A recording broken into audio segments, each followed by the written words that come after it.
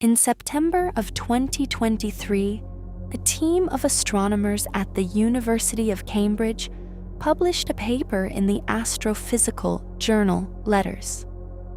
The paper was about a planet, a specific planet, one that had been cataloged and studied for years, a world we had known about since 2015 and had been trying to understand ever since.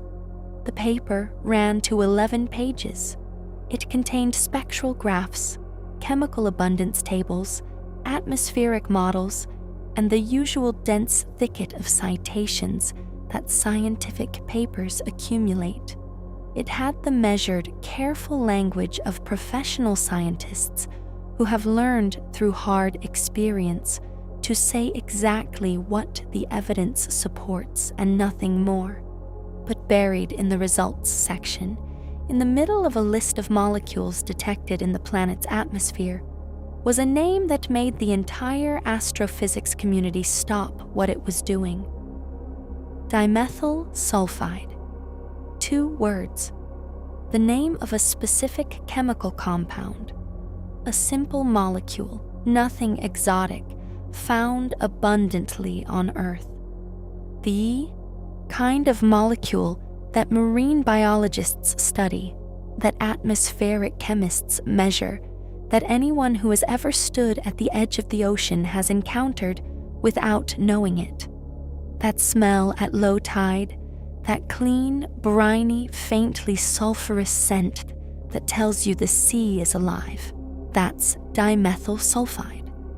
That's the smell of ocean biology, specifically the smell of microscopic phytoplankton going about their lives in the water below. On Earth, dimethyl sulfide is made almost exclusively by living things. We know of no significant abiotic source, no geology that produces it in measurable quantities, no atmospheric chemistry that creates it without biological precursors. On Earth, if you find dimethyl sulfide, you have found biology. And the James Webb Space Telescope had just found it, tentatively, provisionally, requiring confirmation, in the atmosphere of a planet 124 light-years from Earth. The planet is called K2-18b. And everything about this story, the telescope that found it, the planet itself, the chemical that caused the commotion, and the framework that makes the whole thing coherent, is extraordinary in a way that the headline, "Possible Sign of Alien Life Detected," does not fully convey. Because this isn't just a story about one signal in one spectrum of one planet. This is a story about what happens when the most powerful space telescope ever built looks at the most common type of planet in the galaxy and finds something that our models of lifeless chemistry struggle to explain. It's a story about a new category of world, a category that doesn't exist in our solar system, that we have no template for, that theory predicts could host life in a global ocean under a hydrogen sky. And about whether one of those worlds, right now, 124 light-years away, has something living in its waters. By the time this video is done, you're going to understand not just what Webb found, but why it matters, what it would mean if the signal holds up, what it means if it doesn't, and why the next few years of observations of this one small planet may be among the most consequential in the history of science. Let's start with the telescope, because without understanding what Webb is and what it can do, the rest of this story doesn't fully land. Chapter 1: The Machine That Changed Everything. The James Webb Space Telescope is not technically a new idea. The concept of a large, cold, infrared space telescope positioned far from Earth was proposed in the late 1980s, refined through the 1990s, funded, barely, through the 2000s, nearly cancelled in 2011, and eventually launched on Christmas Day, 2021, after 30 years of development and a final cost of approximately $10 billion. That 30-year gestation is relevant to the K2-18b story because it means that for most of the time Webb was being built, the planets it would eventually study hadn't even been discovered yet. The Kepler Space Telescope, which found K2-18b, didn't launch until 2009. The sub-Neptune planet class that K2-18b belongs to wasn't statistically characterized until Kepler had been operating for several years and returned data on thousands of planets. The concept of a Hycean world, the theoretical category of ocean planet that K2-18b might belong to, wasn't formally published until 2021, the same year Webb launched. Webb was built to answer questions about the early universe, about the first galaxies, about the formation of stars and planetary systems. The exoplanet atmospheric science it is now doing is, in a sense, an unexpected bonus, enabled by Webb's capabilities, but not originally its primary mission. The fact that it can measure the atmospheric chemistry of a planet the size of K2-18b at a distance of 124 light-years is a consequence of engineering choices made, for other reasons, now being applied to a scientific problem that barely existed when those choices were made. Here is what makes Webb capable of what it does. The primary mirror is 6.5 meters across. For comparison, the Hubble Space Telescope's mirror is 2.4 meters. Webb collects roughly 7 times more light than Hubble. This matters enormously for the kind of observation required to study K2-18b's atmosphere, where you are trying to detect a signal that is a few hundred parts per million of the total stellar brightness. More light means better statistics. Better statistics means you can detect fainter signals in fewer observations. Webb observes in the infrared, specifically from about 0.6 to 28 micrometers, deep into the infrared, far beyond what Hubble could see. This matters because the molecular signatures of the compounds most relevant to Hycean world atmospheres, carbon dioxide, methane, water vapor, dimethyl sulfide, fall in the infrared. They are essentially invisible to optical telescopes, but brightly apparent to an infrared spectrograph. To observe in the infrared, Webb must be cold. Any warm object glows in infrared. A room temperature telescope would be blinded by its own thermal emission, like trying to observe stars through a telescope filled with glowing coals. Webb's science instruments are cooled to temperatures approaching absolute zero. The near-infrared instruments to about 40 Kelvin, the mid-infrared instrument to about 7 Kelvin, 7 degrees above the coldest possible temperature. This is colder than most of deep space. Achieving and maintaining these temperatures requires the 5-layer sunshield, the size of a tennis court, unfurled in space, that keeps the telescope perpetually in shadow. All of this together, the large mirror, the infrared sensitivity, the extreme cold, the precise pointing, makes Webb uniquely capable of taking the transmission spectrum of K2-18b's atmosphere. Let me explain what that means, because it's the technical heart of everything that follows. But first, let's appreciate the gap between what astronomers knew in 1989, when Webb was conceived, and what they know now. In 1989, no exoplanet had been confirmed. The first confirmed detection of a planet around a main sequence star came in 1995. The first transit photometry detections came in 1999. The concept of measuring the atmospheric chemistry of an exoplanet from Earth or from orbit was, in 1989, so far beyond the horizon of what was considered feasible that it wasn't part of the science case for what would become Webb. The first atmospheric detection on an exoplanet came in 2001, when Hubble's STIS spectrograph detected sodium in the atmosphere of the hot Jupiter HD 209,458b. Hot Jupiters, massive gas giants orbiting extremely close to their stars, with bloated, puffed-up atmospheres that are easy to detect, were the only planets whose atmospheres we could study for over a decade. They were scientifically interesting in limited ways, but nobody seriously expected hot Jupiters to be inhabited. They were laboratories for testing atmospheric models, not targets for the search for life.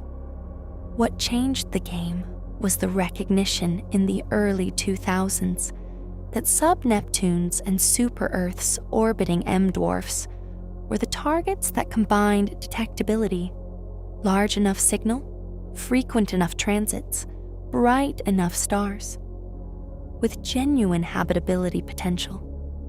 The star systems were close enough and bright enough that Webb, the telescope originally designed for galaxy formation and stellar nurseries, could do exoplanet atmospheric science on the side. And the planets in those systems, if they turned out to have the right composition, were exactly the kind of worlds where life might plausibly exist. This convergence of telescope capability, planetary occurrence rates, and habitability theory was not designed. It emerged from independent threads of scientific development that happened to reach maturity at the same time. Webb's exoplanet atmospheric science program is, in this sense, serendipitous. The right instrument at the right moment, capable of answering questions that nobody knew to ask when it was being built. Chapter 2. How you read the air of a distant world. K2-18b does something useful from our perspective. It transits its star. Every 33 days, K218b passes directly in front of K218, its host star, from the perspective of an observer on Earth. As it does, it blocks a fraction of the starlight. For K2-18b, which is about 2.6 times the radius of Earth, the blocked fraction is about 0.27% of the total stellar light, a small but very measurable dip in the star's brightness, lasting for several hours as the planet crosses the stellar disk. That transit is the foundation of everything. Here's the key insight. The planet is not a perfect opaque disk. It has an atmosphere. And light from the star, rather than simply being blocked by the planet's solid body, also passes through the outer layers of the atmosphere at the planet's limb, the edge of the disk as seen from Earth. As it passes through different atmospheric layers at different altitudes, it is absorbed by molecules at wavelengths characteristic of each molecule.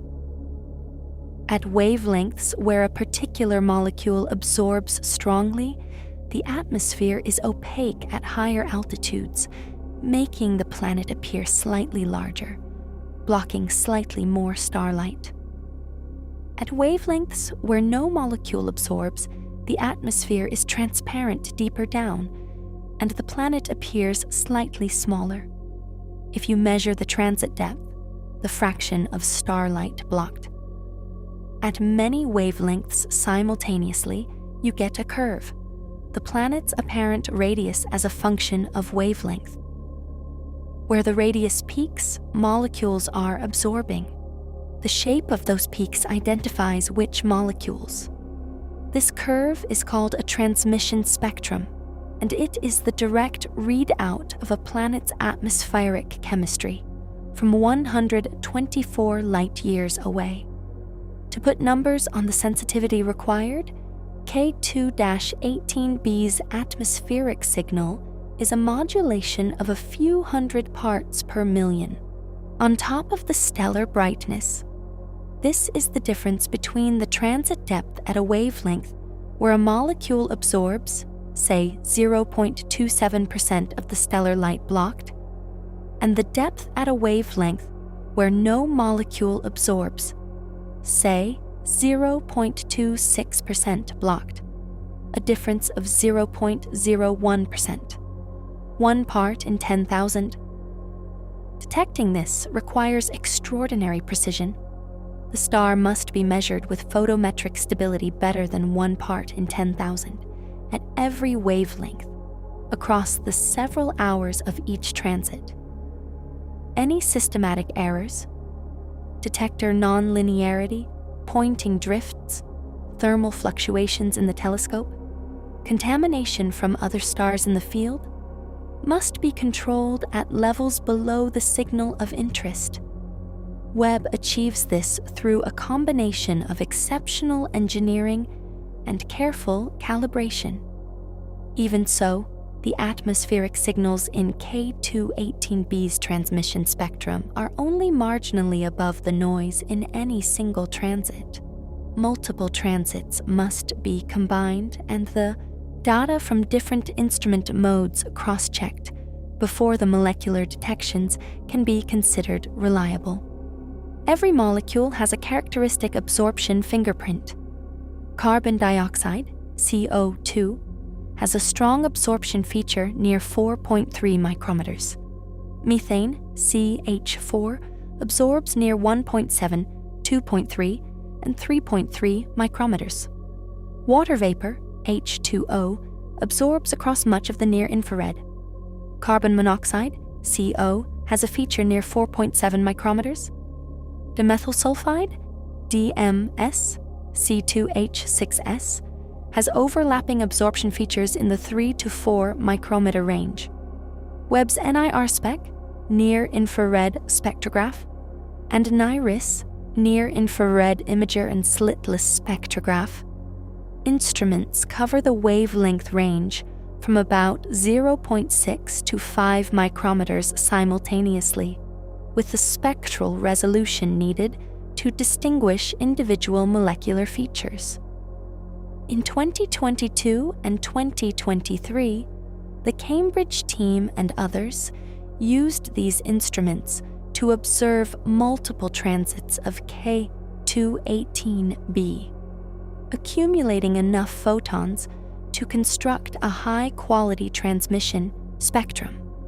What they recovered was not noise. It was not ambiguous.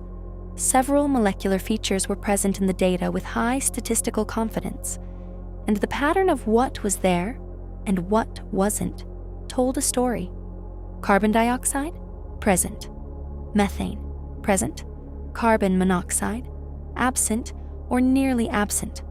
Water vapor, suggested but ambiguous. And in one specific spectral region, a feature that could be dimethyl sulfide, fainter, less certain, requiring more data, but there.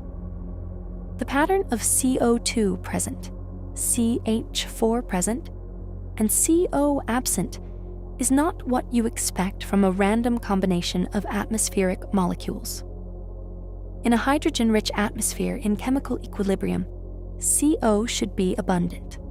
It is thermodynamically favored at the temperatures and pressures expected in such an atmosphere.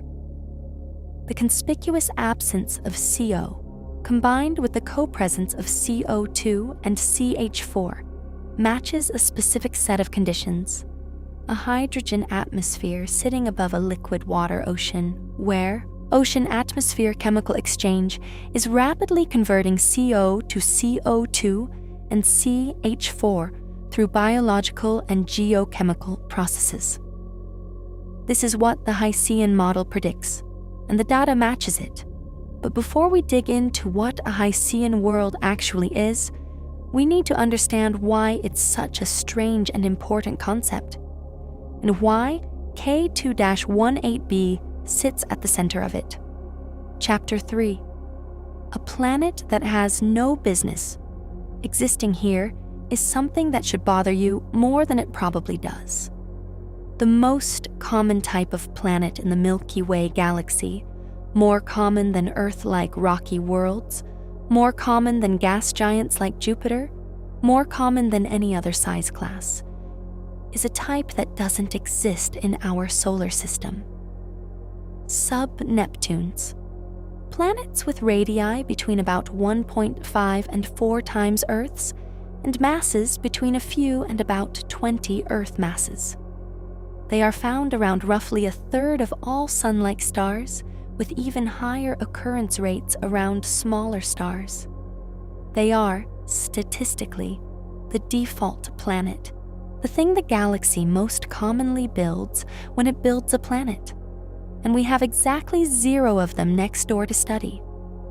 Our solar system jumped from Earth, 1 Earth radius, 1 Earth mass, solidly rocky, to Neptune, 4 Earth radii, 17 Earth masses, an ice giant wrapped in thick gas.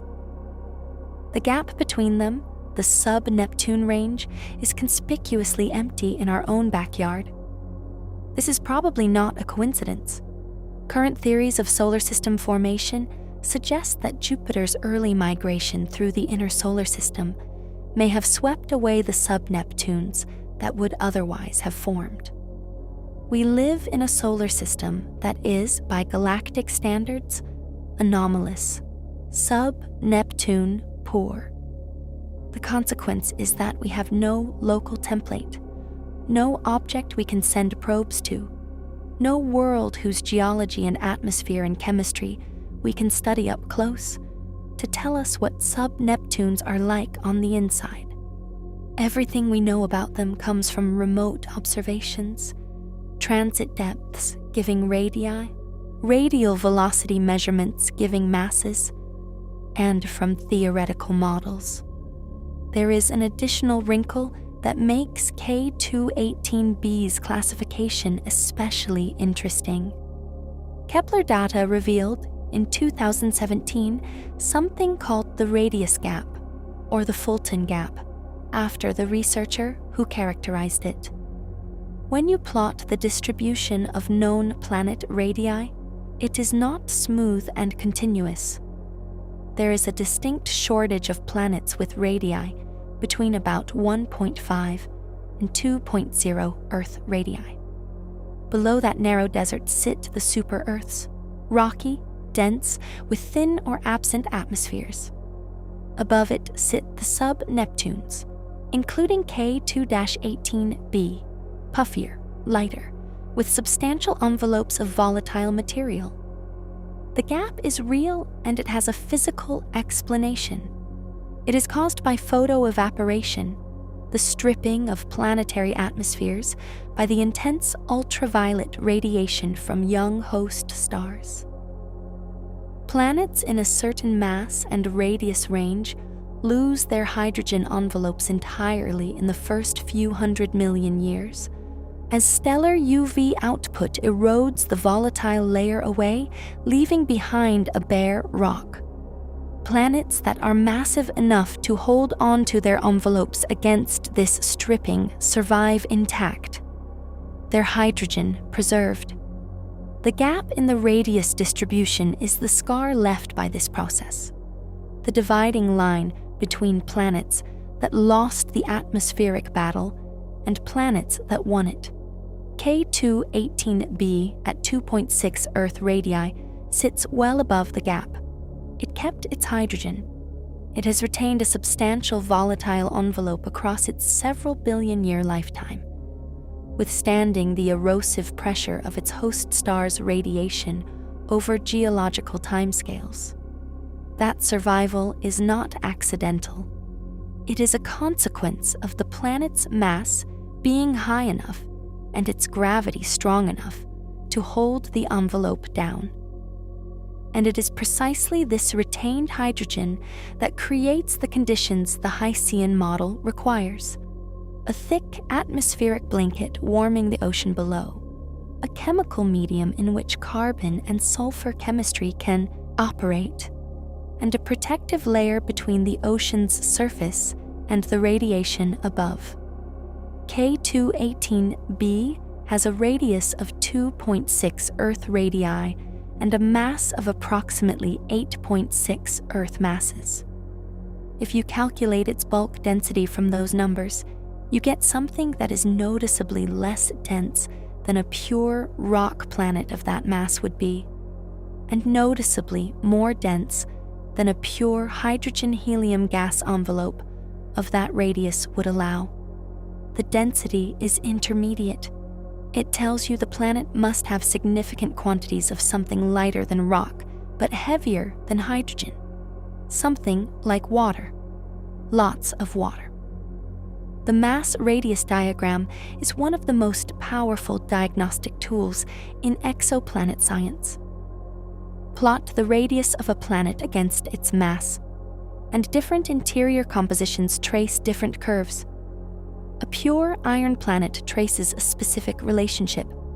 A pure rock planet traces a different, slightly higher curve. Add water, even a modest 1% water fraction by mass, and the curve shifts noticeably upward. Add more water, and it shifts further. Add a hydrogen envelope, and it shifts dramatically upward, because hydrogen is so light that even a small mass fraction of hydrogen puffs the planet's radius enormously.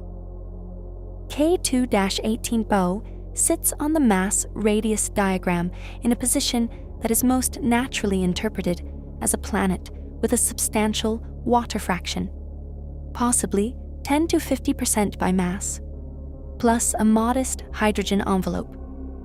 It sits well above the pure rock curve and below the pure hydrogen-helium curve. A thin hydrogen veneer over a water-rich interior, the Heysian picture. This is where the Heysian model enters.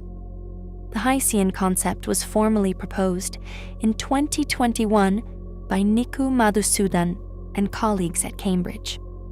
The idea is straightforward in outline, surprising in implications. A Heysian world has a rocky iron core at its center. Above the core is a large envelope of water, perhaps 10 to 50% of the planet's total mass, which exists at high pressure in exotic ice, phases in its deepest layers, transitions to liquid water in its outer layers, and surfaces as a global ocean. Above the ocean is an atmosphere dominated by molecular hydrogen and helium, laced with trace quantities of heavier molecules. The ocean-atmosphere interface is the key. At the surface of a global ocean sitting beneath a hydrogen envelope, the temperature and pressure are set by the planet's distance from its star, the atmospheric composition, and the greenhouse effect of the hydrogen itself. Hydrogen is an efficient greenhouse gas. Even a modest hydrogen envelope can trap enough heat to maintain the ocean's surface at temperatures suitable for liquid water. And for life, if life can arise in such an environment. At distances from the host star that would be far too cold for an Earth-like rocky planet with a thin CO2 atmosphere. This means Heysian worlds have a larger habitable zone than Earth-like worlds.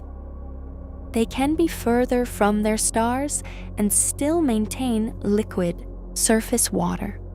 Around the red dwarf K2-18, at a distance where an Earth-like planet would be frozen solid, K2-18b's hydrogen blanket keeps its ocean liquid. The Heysian model makes specific chemical predictions for the atmosphere. Because the ocean is in contact with the atmosphere above it, chemical exchange between the two phases controls the abundances of key trace gases. CO2 dissolves into seawater readily, but its atmospheric abundance is set by the ocean's carbonate chemistry. CH4 can be produced at the ocean-atmosphere interface by both abiotic processes and, potentially, by biological activity. CO is rapidly destroyed. It reacts with water under the relevant conditions, and so should be absent in an ocean-atmosphere equilibrium. CO2 present, CH4 present, CO absent. The Webb spectrum of K2-18b. The match is striking. It doesn't prove the planet is a Hycean world, but it is consistent with a Hycean world in a way that other models are not. And it is the first time this specific pattern has been observed in the atmosphere of any exoplanet. Chapter 4. What dimethyl sulfide actually is.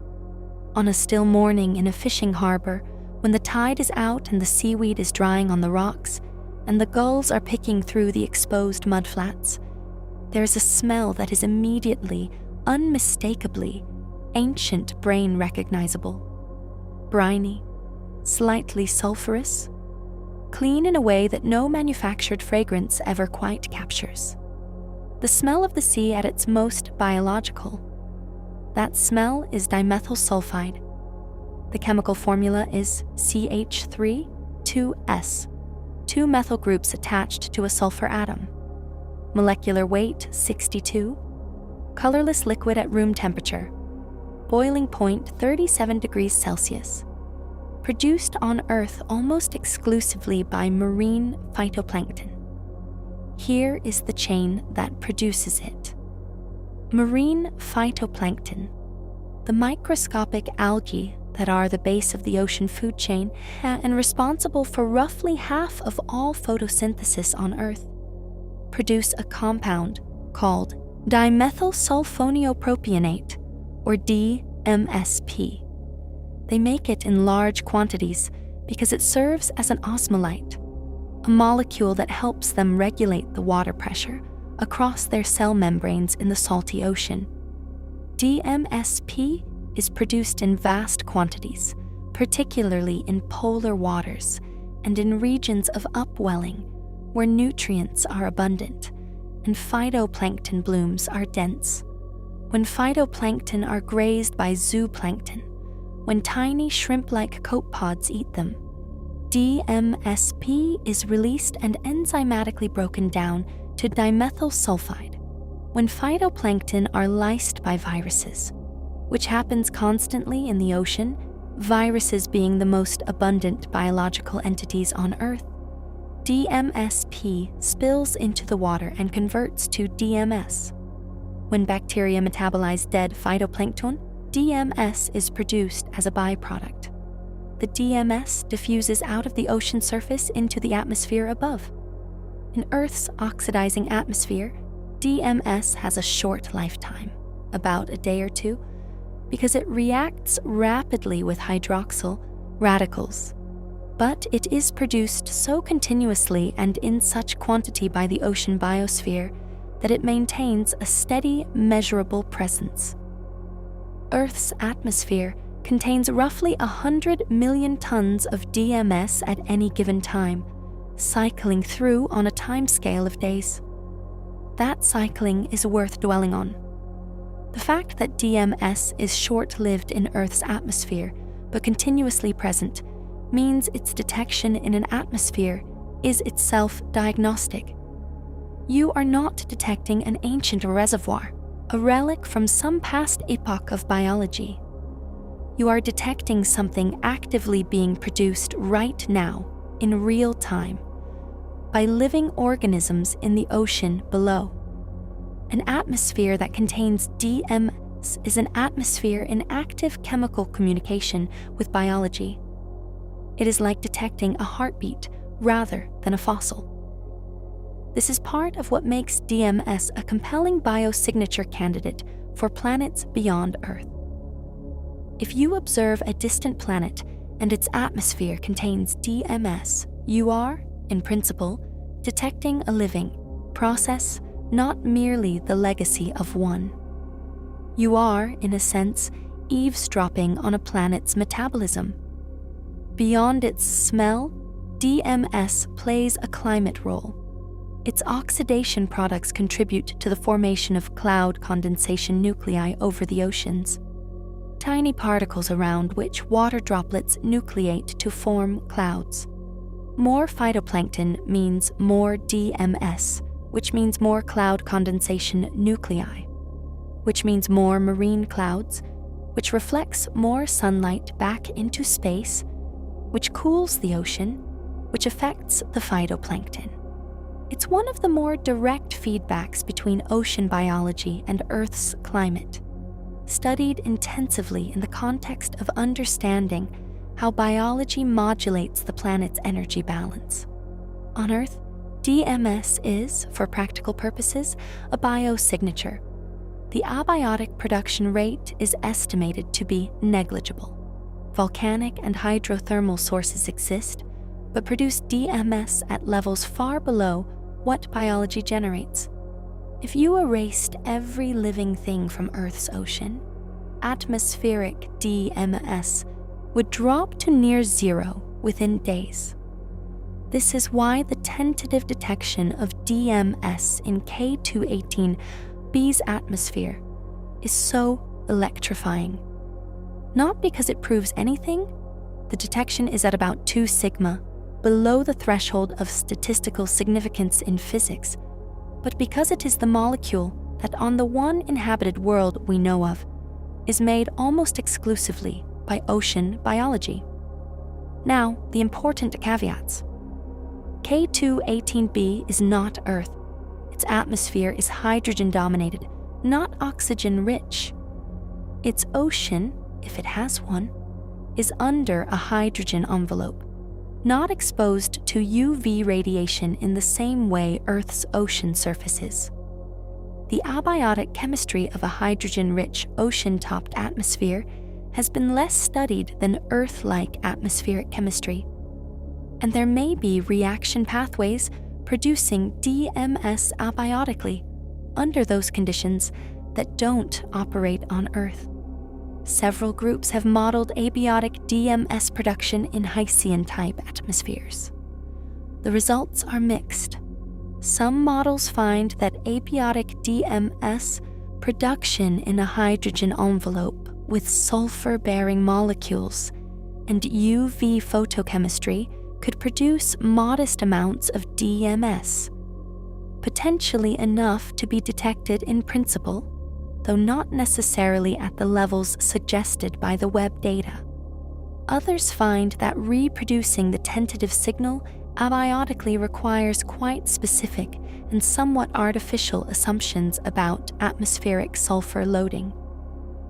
The current state is biological DMS production can easily explain the signal if life is present in the ocean at even modest productivity levels. Abiotic DMS production cannot be ruled out, but may require specific conditions not guaranteed to be present. The detection is tentative, requires confirmation, and currently sits in the fascinating hint category rather than the established fact category. It's worth saying something about what modest productivity levels actually means here, because the numbers are more reassuring than alarming. If the tentative DMS signal is real and biological, the implied DMS production rate does not require K2-18b's ocean to be teeming with life at Earth-like densities. The Cambridge team ran calculations estimating the DMS flux needed to sustain the observed atmospheric abundance, accounting for photochemical loss rates in K2-18b's hydrogen atmosphere, and found that production rates comparable to those of moderately productive Earth-ocean regions would be sufficient. Not a hyperproductive tropical ocean, A quiet, temperate sea with phytoplankton present at densities far below what we see in an Antarctic spring bloom would produce enough DMS to explain the signal. This has an important implication. It means the signal, if biological, is not evidence of a planet drowning in life. It is evidence of a planet with at least some life, with a biosphere that has established itself and reached a functional ecological equilibrium, however sparse. A single globally distributed microbial layer in the upper ocean, comparable in density to the oligotrophic gyres of the Earth's subtropical oceans, the biological deserts where primary productivity is lowest, would suffice. This is not a reason to be less excited.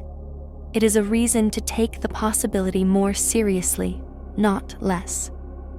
Because the easiest life to imagine arising on K2-180 in a young, warm, chemically rich ocean with energy sources available from both stellar radiation filtered through the atmosphere and from geochemical gradients at the ocean floor is exactly the kind of sparse, globally distributed microbial life that a modest DMS flux implies. This is not a reason to dismiss it. It is a reason to look harder, which is exactly what the astronomical community is doing. Chapter 5, The Host Star, Red Dwarfs and the Habitability? Question. K2-18b does not orbit a star like our Sun. K2-18 is an M dwarf, a red dwarf, of spectral type M2.5. Its surface temperature is roughly 3,400 Kelvin compared to the Sun's 5,778 Kelvin. Its luminosity is about 3.3% of the Sun's. It is smaller, cooler, and redder, and it will live for perhaps 100 billion years, 10 times longer than the Sun's projected 10 billion year lifespan. Red dwarfs are the most common type of star in the galaxy. Roughly 70% of all stars are M dwarfs. If you go through the star catalog and ask which stars have planets, M dwarfs come up constantly. Their occurrence rates for sub-Neptunes and smaller planets are at least as high as, and possibly higher than, those of Sun-like stars. Statistically, M-dwarf planets are the most common planets in the Milky Way. For anyone searching for life beyond Earth, M-dwarfs matter enormously. There are so many of them that even a low probability of life per M-dwarf planet, multiplied by the enormous number of M-dwarf planets in the galaxy, gives a large expected number of inhabited worlds. But M-dwarfs also present serious challenges to habitability, challenges that are specific to this type of star and that don't apply to Sun-like systems. The first and most serious is stellar activity. Young M-dwarfs are magnetically violent.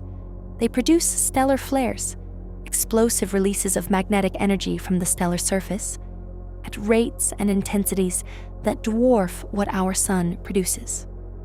A large solar flare from the Sun can disrupt radio communications on Earth and occasionally damage satellites.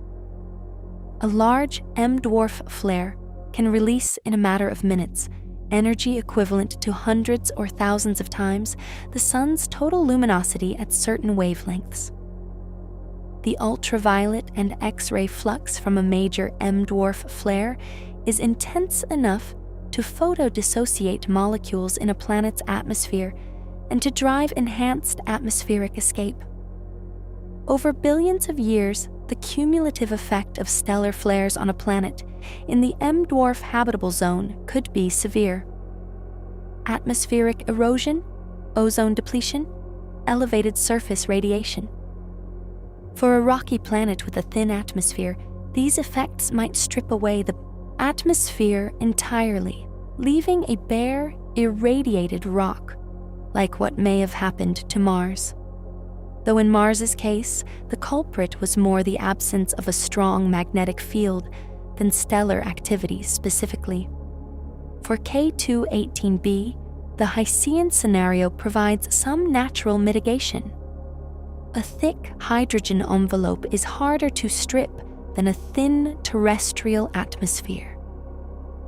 The sheer mass of atmosphere above the ocean provides a reservoir that stellar activity would take an enormous time to deplete. If the planet's gravity is sufficient to retain the atmosphere against the combined effects of stellar wind and photoionization, which current models suggest it can, given K2-18b's mass of 8.6 Earth masses, then the hydrogen envelope persists. And life in the ocean itself has further protection. The ocean surface is directly exposed to whatever UV radiation penetrates the atmosphere. But the water column is an excellent UV absorber. Even a few meters of water attenuates UV radiation dramatically. Organisms living in the ocean at any depth below the surface layer are effectively shielded from stellar UV even during major flare events. On Earth, the deep ocean, below the photic zone, at depths greater than a few hundred meters, is effectively UV-free. Organisms there live in permanent darkness, sustained by chemosynthesis rather than photosynthesis. This kind of life, not solar-powered, not UV-sensitive, existing on chemical energy from geological or biological sources, is robust against stellar activity in a way that surface or shallow water organisms are not. If K2-18b hosts life, it may be precisely this kind of life. Deep in an ocean that absorbs the stellar flares above it, extracting energy from chemical gradients rather than light, never seeing the sky it breathes into. On Earth, the discovery of hydrothermal vent ecosystems in 1977 was one of the genuine paradigm-shifting moments of 20th century biology. Before 1977, biologists assumed that all life ultimately depended on sunlight, that every food chain, traced far enough, reached back to photosynthesis. Then the Alvin submersible descended to the Galapagos Rift at 2,500 meters depth and found something nobody expected: thriving ecosystems in complete darkness, clustered around volcanic vents on the ocean floor, sustained entirely by the chemical energy of hydrogen sulfide and other compounds dissolved in the superheated water streaming from the vents. Giant tube worms 2 meters long, clams, crabs, fish, a food web built not on sunlight but on chemosynthesis, the conversion of chemical energy into biological energy by specialized bacteria. The existence of these vent ecosystems radically expanded what biologists considered possible. Life does not need sunlight. Life does not need a photosynthesis-based food chain. Life needs liquid water, a chemical energy source, and time. All three are plausible on K2-18b, a global ocean maintained at liquid temperatures by the greenhouse warming of the hydrogen atmosphere, a rocky seafloor likely to host hydrothermal activity given the planet's size and probable geological activity, and 4 billion years of existence during which chemistry had time to stumble across self-replication.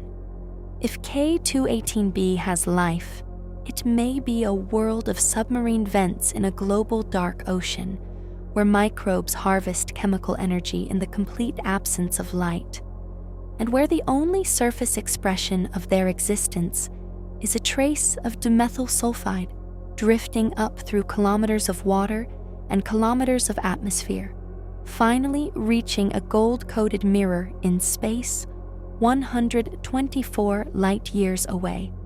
The second M-Dwarf challenge is tidal locking.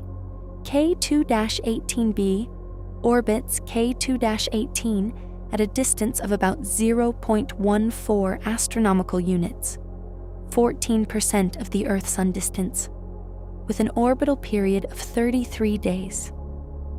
At that distance and orbital period, tidal forces from the star are strong enough to have likely synchronized the planet's rotation with its orbit.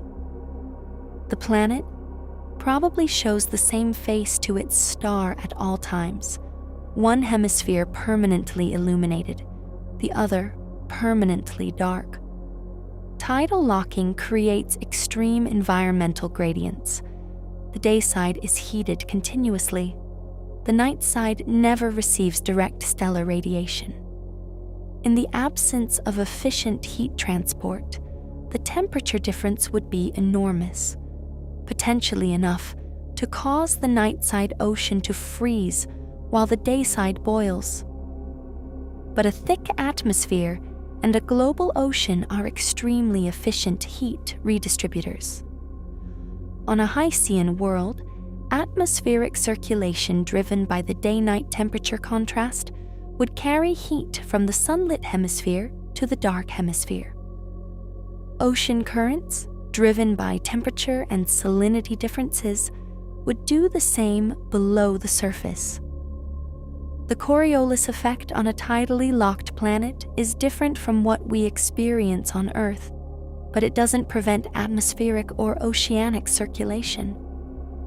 Climate models of Haitian worlds, which are a recent and rapidly developing area of research driven largely by the imminent possibility of characterizing real examples with Webb, generally find that with a hydrogen envelope thick enough to allow a surface ocean, the day-night temperature contrast is moderated enough to allow liquid water across a wide range of the planet's surface. The most extreme conditions, the substellar point directly under the star, the antistellar point directly opposite, might be hostile to life, but the vast middle ground of the planet could be habitable. The third challenge for M-dwarf habitability is the pre-main sequence luminosity phase. Before an M-dwarf settles onto the main sequence, the stable, long-lived phase of hydrogen fusion that K2-18 is currently in, it spends hundreds of millions of years in a hotter, more luminous pre-main sequence phase while it contracts gravitationally. During this phase, the habitable zone is further from the star than it is on the main sequence.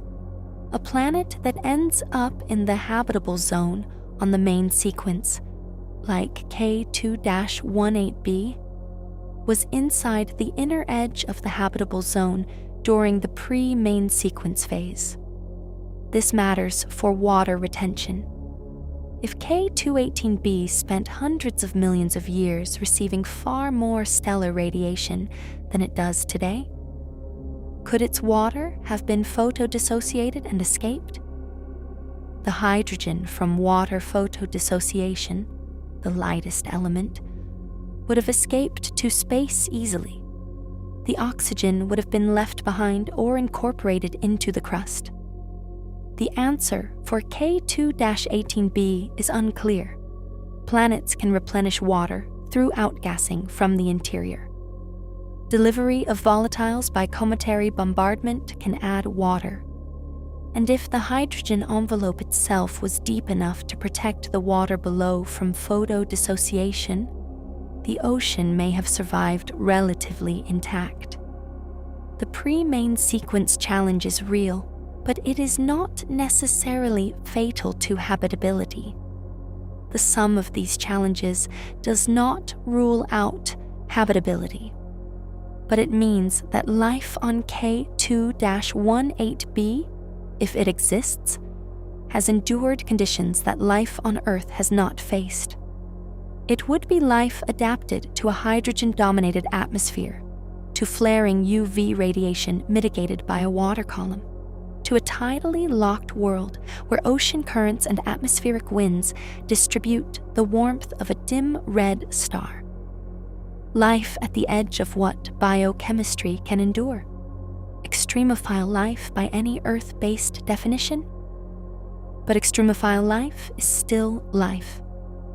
The lesson of astrobiology on Earth is that life occupies virtually every niche where liquid water and energy coexist. Boiling volcanic springs, Antarctic ice sheets, deep ocean hydrothermal vents kilometers below the surface, the cold, dark, high-pressure depths of the ocean abyss. Wherever thermodynamics permits chemistry, life on Earth has found a way. The question for K2-18b is not whether the conditions are pleasant, it is whether they are compatible. And current evidence suggests they might be. Chapter 6. Why this planet? Why now? K2-18b is not the only candidate exoplanet. The galaxy has hundreds of billions of planets, and the confirmed exoplanet catalog passed 5,000 entries in 2022. Webb is capable of observing the atmospheres of dozens of potentially interesting targets. So why has K2-18b become the focus of so much attention? And why is its atmospheric spectrum the result that has generated more scientific discussion than almost any other single exoplanet observation? 3 reasons: size, location, and atmosphere. Size first. K2-18b is in the right size range for detailed atmospheric characterization. It is large enough, 2.6 Earth radii, to have a thick atmosphere that produces a detectable transmission spectrum. But it is not so large that it is obviously a gas giant with no prospect of interesting surface chemistry. The sub-Neptune size range is the sweet spot for atmospheric characterization, large enough to observe, small enough to be potentially habitable. Location second. K2-18b orbits in or near the habitable zone of its host star, the range of distances where liquid water can exist on a planetary surface given certain atmospheric conditions. For K2-18's luminosity, the habitable zone extends from about 0.10 to 0.20 astronomical units.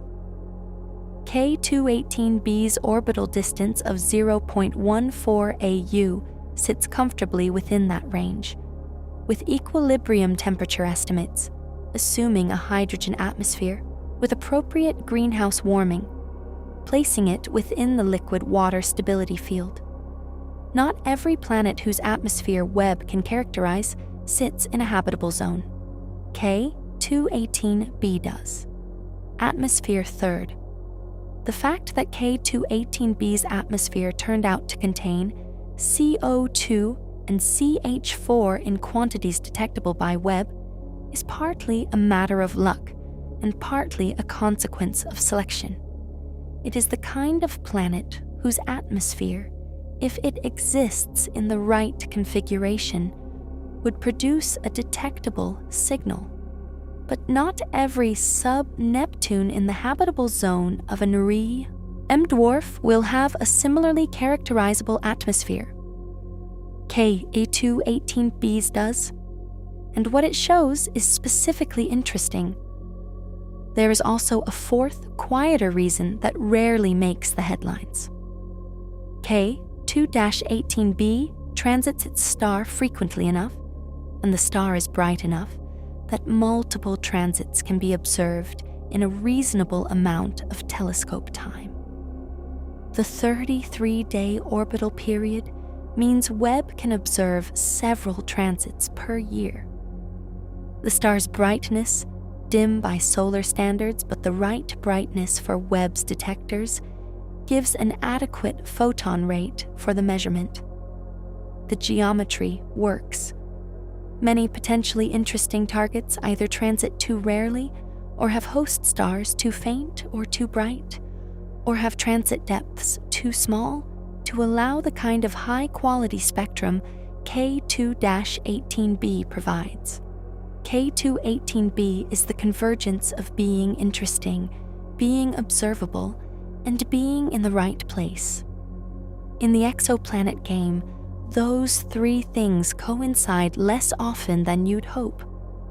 The 2023 Cambridge paper, the one that reported CO2, CH4, and tentative DMS, was the result of combining observations from two separate instrument modes: NIR spec prism mode and NIR ISSSOSS mode.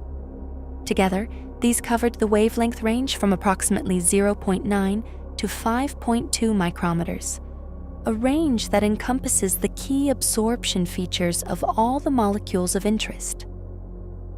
The two independent datasets were analyzed separately and then jointly, providing cross-checks against instrument systematics.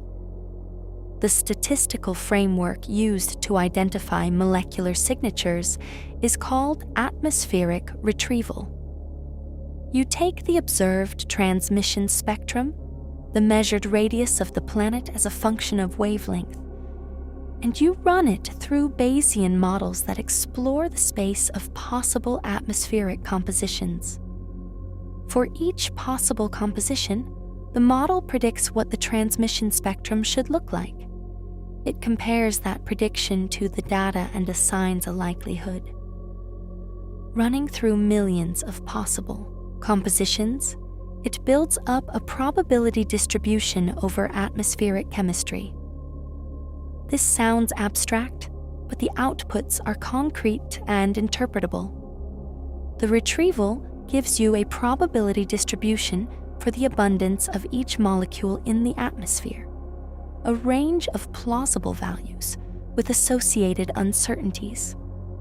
It tells you not just CO2 is present, but CO2 is present at between 50 and 500 parts per million, with the peak probability around 150 parts per million. And it tells you, for each molecule, how confident the retrieval is, how well constrained the abundance is, and how much the data prefers a non-zero abundance over zero. For K2-18b, the retrieval results were clear on the major species. CO2 was detected at high statistical significance. The data strongly preferred a CO2 abundance well above zero. CH4 was detected at high significance. CO was not detected. The data preferred values consistent with zero or very low abundance. Water vapor showed tentative hints but was not cleanly constrained, partly because the relevant water absorption features are in wavelength regions with lower signal-to-noise. The DMS feature was the most uncertain. It appears as a broad excess of absorption in the 3 to 4 micrometer region, partially overlapping with the CH4 features. The retrieval, when DMS is included as a free parameter, assigns it a non-zero abundance at roughly 2 sigma, 2 standard deviations above zero. This is suggestive, but not confirmed. The same region could be partially explained by an unusual CH4 abundance profile, or by other molecules with features in the same range, or by instrumental systematics not yet fully characterized. What the retrieval definitively cannot do is tell you why the molecules are there. The chemistry is read from the spectrum. The source of the chemistry, geological, biological, photochemical, is inferred from the overall pattern and from external knowledge about what processes produce which molecules in which environments. The result for K2-18b was not a narrow, sharply peaked distribution with one clear answer. It was a broad distribution that preferred CO2 and CH4 strongly, preferred low CO, and had a secondary feature consistent with DMS in a region where alternative explanations were possible but less parsimonious. The model comparison, Hiceian chemistry versus non-Hiceian alternatives, favored Hiceian by a substantial Bayesian evidence ratio. The Hiceian interpretation does not just fit the detections, it also fits the non-detection. The absence of CO in K218b's spectrum is, in some ways, as informative as the detections. A mini-Neptune interior without an ocean would maintain CO at detectable levels through thermochemical equilibrium in the deep atmosphere. The ocean, in the Hiceian model, removes CO efficiently. It dissolves in and reacts with the ocean water, keeping atmospheric CO low. The data say CO is absent. The model that explains CO absence most naturally is the one with a global ocean. The one without an ocean struggles to explain where the CO went. This is not the same as a clean, simple detection. It is a probabilistic statement. Given the data and the models, the atmosphere is more consistent with a Hiceian composition than with the alternatives. The DMS is an additional feature in the data that is consistent with DMS, but not yet attributable to DMS with high confidence. The appropriate scientific reaction to this result is neither life confirmed on an alien ocean world, nor nothing to see here, probably just methane. It is. These are extraordinarily interesting data. They are consistent with the most interesting possible interpretation. The alternative explanations are not favored, and we need more observations. That is where the story stands. And the next chapter of the story is already being written, transit by transit, spectrum by spectrum, as Webb continues to look. But before we get to what comes next, there is a critical piece of this story that the headlines consistently skip over. Because the Hiceian interpretation of K218b's spectrum, as compelling as it is not the only explanation for the data. Several serious scientists have proposed alternative models that can explain the CO2, the CH4, the absence of CO, and even the tentative DMS feature without invoking a global ocean or life in any form. Those alternatives deserve honest examination, not because they are necessarily right, they may not be, but because understanding what they say and why the data does or doesn't favor them is how you understand what kind of evidence would actually settle the question. The strength of the Hiceian interpretation comes not just from it fitting the data, but from the specific ways in which the alternatives fail to fit as well. Science doesn't advance by finding results that fit one theory. It advances by finding results that fit one theory and don't fit the others. For our K2-18b, that discrimination process is still underway. The data so far is consistent with the most exciting interpretation, but the least exciting interpretations haven't been definitively ruled out yet. Understanding the gap between consistent with and proof of, and what it would take to close that gap, is the most important part of this story that almost no one is telling. Part 2 will take you there, to the skeptics, to the alternative models, to the observations that will either confirm or overturn the Hiceian case, and to the bigger question that K2-18b has forced onto the table. What would it actually mean to find life somewhere else? And how would we know for certain that we had? The answer to that last question is more complicated than you might expect. And more important. Chapter 7, the skeptics. What else could explain the data? Science does not move by consensus, it moves by argument. And the argument over K2-18b's atmosphere is one of the most substantive, most technically detailed, most genuinely productive arguments happening right now in astrophysics. The High-Sien interpretation, global ocean, hydrogen atmosphere, the CO2/CH4 pattern, the tentative DMS, is compelling. But several serious scientists have looked at the same data and arrived at different conclusions. Not because they are wrong to be skeptical, because skepticism is the engine that makes the conclusion meaningful when it finally arrives. If nobody had challenged the High-Sien reading of K2-18b's spectrum, we would not know what additional evidence we need. The skeptics are doing the field a service. Let's go through the main alternatives carefully. The mini-Neptune alternative. The most conservative interpretation of K2-18b is that it is simply a mini-Neptune, a scaled-down version of the ice giants in our solar system, with a rock ice core, a deep mantle of high-pressure water ice, and a thick hydrogen-helium envelope.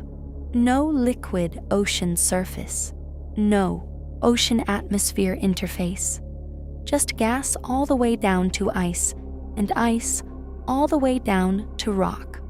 In this scenario, the CO2 and CH4 detected by Webb are not surface chemistry. They are deep atmosphere chemistry, molecules present in the hydrogen envelope at the abundances dictated by thermochemical equilibrium at the temperatures and pressures of the deep atmosphere, plus photochemical processing in the upper atmosphere by stellar UV. The problem this model has is the CO. In a mini-Neptune atmosphere in chemical equilibrium at the temperatures expected for K2-18b's deep atmosphere, carbon monoxide should be abundant. The equilibrium chemistry strongly favors CO production, and yet CO is not detected in K2-18b's spectrum. It is either absent or below the detection threshold. The mini-Neptune model does not have a clean explanation for where the CO went. Defenders of the mini-Neptune interpretation point to photochemistry. In the upper atmosphere, UV radiation from the host star can drive reactions that convert CO to other species, primarily CO2 and CH4, reducing the atmospheric CO abundance. This photochemical depletion is real and is included in some models. The question is whether it is efficient enough to reduce CO to undetectable levels while leaving CO2 and CH4 at the observed abundances. Current photochemical models disagree about this. Some find that photochemistry can plausibly explain the pattern. Others find that achieving the observed CO2/CH4/CO ratios without an ocean requires quite specific atmospheric conditions not generally expected for a mini-Neptune. The debate is not settled, but the High-Sien model explains the CO absence naturally and without fine-tuning. The ocean removes CO efficiently through direct chemical reaction with the ocean water. This is a robust, well-understood process. The mini-Neptune model requires a photochemical explanation that is more parameter-dependent. In Bayesian terms, the High-Sien model is simpler in the sense that it needs fewer coincidences. There is also a subtler problem with the mini-Neptune interpretation that rarely gets discussed outside the technical literature. A hydrogen-dominated atmosphere sitting above a rock ice interior with no liquid ocean surface would not remain static. The deep interior, under enormous pressures and temperatures, would chemically interact with the overlying gas in ways that tend to produce CO-rich outgassing. The mantle chemistry of an ice-rich sub-Neptune pumps carbon-bearing molecules into the atmosphere, and the equilibrium composition of that gas, at the temperatures typical for such a planet, favors CO. Not just CO should be present in equilibrium in an abstract sense, but the geological sources actively produce CO. The ocean in the Hycean picture is a CO sink. Without it, you need a reason for why the geological source is somehow switched off or overwhelmed. No satisfying reason has been proposed. The high metallicity atmosphere alternative? A second alternative, proposed by several modeling teams, is that K218b has an atmosphere with a very high metallicity, much higher than solar, meaning enriched in elements heavier than hydrogen and helium. A high metallicity hydrogen atmosphere has different chemical properties from a solar composition one. The mean molecular weight is higher. The temperature-pressure profile is different. The chemical equilibrium points shift. In a sufficiently high metallicity atmosphere, some of the CO depletion seen in K218b's spectrum could potentially be explained without an ocean. The enhanced abundance of oxygen-bearing species from the higher metallicity changes the carbon-oxygen-hydrogen equilibrium chemistry in ways that suppress CO relative to CO2. Meanwhile, the enhanced carbon abundance boosts CH4. This is a real atmospheric scenario. High metallicity sub-Neptune atmospheres are theoretically expected in some formation pathways, particularly if the planet accreted significant amounts of ice-rich material. The problem is calibration. The metallicity required to explain all the observed features simultaneously, without an ocean, is quite extreme, substantially above what planet formation models typically predict for a planet of K218b's type. It is not impossible, but it requires the planet to have had an unusual formation history. More importantly, a high metallicity atmosphere without an ocean does not easily produce DMS, even tentatively. DMS in any quantity, whether biological or abiotic, requires sulfur chemistry in an environment with liquid water involvement. A purely gaseous high metallicity atmosphere does not provide that environment. If the DMS signal strengthens with future observations, the high metallicity alternative becomes progressively harder to sustain. The "it's just clouds" problem. Before we get to stellar contamination, there is a simpler and more mundane skeptical position that deserves mention: clouds and hazes. One of the most persistent frustrations in exoplanet atmospheric science is that clouds and photochemical hazes, common in planetary atmospheres, can flatten and mute the transmission spectrum, making it difficult to extract reliable atmospheric chemistry. On a cloudy world, the atmosphere appears opaque at all wavelengths up to the altitude where the cloud deck sits. Molecular features only appear at wavelengths where the cloud is transparent or at altitudes above the cloud layer. A thick, high-altitude haze could, in principle, suppress the atmospheric signal in K218b's spectrum to the point where what we think we're detecting is a combination of real signal and noise-driven artifacts. Several sub-Neptunes observed with Hubble showed flat, featureless spectra. Exactly what you'd expect if a thick haze layer is sitting high in the atmosphere, blocking all the molecular signal from below. K2-18b, notably, does not show a flat spectrum. Its spectrum has clear, identifiable molecular features rising above a baseline. This strongly suggests the atmosphere is relatively clear at the relevant altitudes, clear enough for Webb's spectrographs to see the molecular absorption below. But relatively clear is not perfectly clear. Some researchers have pointed out that the precise shape and depth of the CO2 and CH4 features could be influenced by modest haze or aerosol loading in the upper atmosphere. If haze is selectively attenuating some wavelength regions more than others, the apparent abundance ratios could shift in ways that bias the retrieval results. This is a systematic effect that is difficult to fully disentangle, especially when the haze composition and particle size, distribution of a sub-Neptune, are largely unconstrained. The strength of the Hiccean interpretation is not demolished by this concern, but it is the kind of systematic uncertainty that more data, specifically data from additional wavelength windows where haze opacity is expected to be lower, will help to quantify.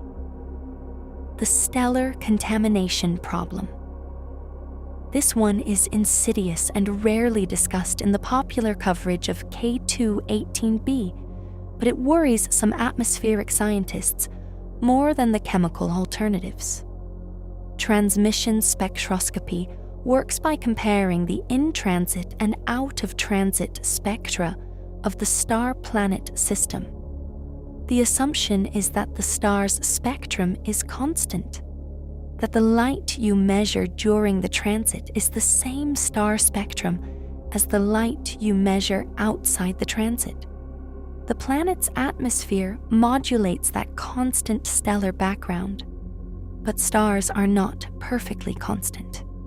Red dwarf stars, in particular, have complex, spatially inhomogeneous photospheres, dark spots of cooler gas, bright faculae of hotter gas, all moving and evolving as the star rotates and its magnetic activity cycles. When the planet transits, it covers different parts of the stellar disk at different times. If the household regions of the stellar disk covered by the planet during transit are systematically different in temperature or composition from the unocculted stellar disk, this produces a systematic error in the transmission spectrum, a false atmospheric signal that is actually a stellar signal. This effect is called stellar contamination, or the transit light source effect. For M-dwarf stars, which are particularly spot active and whose spots and faculae have stronger temperature contrasts relative to the photosphere than solar-type stars, the effect can be substantial. It can mimic molecular absorption features in the transmission spectrum, particularly for molecules like water vapor that are also present in the cool star spot regions. The Cambridge team was aware of this and attempted to account for it in their analysis. They modeled the stellar contamination contribution and found it insufficient to explain the detected CO2 and CH4 features at their observed strengths. The stellar contamination correction does not eliminate the molecular detections. But critics point out that the stellar contamination models themselves have uncertainties. They depend on assumptions about the temperature, coverage fraction, and spectral properties of the stellar spots, which are not directly measured and must be inferred. If the stellar contamination was systematically underestimated, some of what appears to be atmospheric absorption might actually be stellar surface absorption. This would not eliminate all of the molecular signal, but it might reduce the inferred molecular abundance. It might particularly affect the DMS feature, which is faint and sits in a wavelength region where stellar contamination effects are harder to separate from atmospheric signals. The way to test for stellar contamination is to observe many transits across multiple epochs, looking for variability in the stellar contamination signal as the star's spot distribution rotates and evolves. A true atmospheric signal should be consistent across multiple transits. A stellar contamination signal should vary as the star rotates. This requires more data, more transits, more epochs than the 2023 paper contained. Which brings us to the most important and most honest thing to say about the current state of the debate over K2-18b's atmosphere. All of the alternatives to the Hessian interpretation, the mini-Neptune, the high metallicity atmosphere, the stellar contamination, are real scientific possibilities that cannot currently be definitively excluded. The Hessian interpretation is favored by the data as it stands. It is simpler. It explains more features. It makes fewer ad hoc assumptions. But favored is not the same as proven. The only thing that resolves this is data. More transits, higher signal-to-noise, broader wavelength coverage, more precise spectral resolution. And that data is coming. Chapter 8. What a biosignature actually proves, and what it doesn't let's. Say, Webb gets more time on K2-18b. Let's say the DMS signal grows from 2 sigma to 3, then 4, then 5. Let's say the Hessian chemical pattern is confirmed across multiple independent observations with multiple instruments. Let's say the stellar contamination models improve and the corrected spectrum still shows the same features. Let's say, hypothetically, the scientific community reaches a consensus that the atmospheric chemistry of K2-18b is most naturally explained by a global ocean with biologically active surfaces. What would that actually mean? What would the world know that it didn't know before? This is not a rhetorical question. The epistemology of detecting life remotely through atmospheric chemistry is genuinely complex, and the answer has implications that go well beyond the science. The most important thing to understand is the concept of a biosignature in context. A biosignature is not a proof. It is a probabilistic inference, a piece of evidence that raises the posterior probability of the hypothesis life is present above what it was before the evidence was obtained.